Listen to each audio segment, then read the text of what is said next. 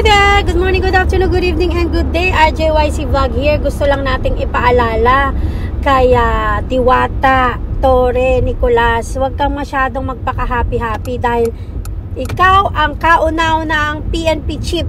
PNP chip ka, as in C-H-E-A-P. PNP chip.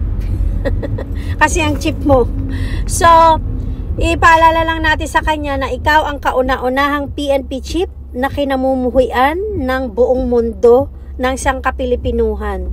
So, ikaw ang nagbubukod tanging PNP chip na isinusuka ng kapwa mo men in uniform.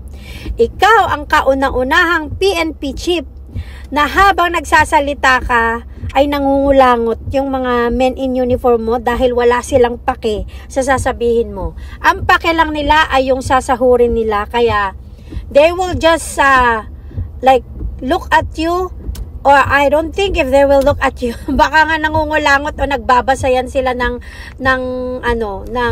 pocketbook dahil ayaw nila makinig sa pinagsasabi mo. Ganon kanila iniiwanan ng walang respeto at walang kabilib-bilib sa'yo yung mga kasamaan mo sa men in uniform na mga kabaro mo. Dahil sa mga kahiyang ginawa mo sa bansang Pilipinas at nahihiya silang maging ikaw ang kanilang pinuno. Paalala ko lang sa'yo yan, ha? Kasi mukhang lumalaki ang ulo. Hindi ka proud-proud yung pagiging PNP chip mo, ne?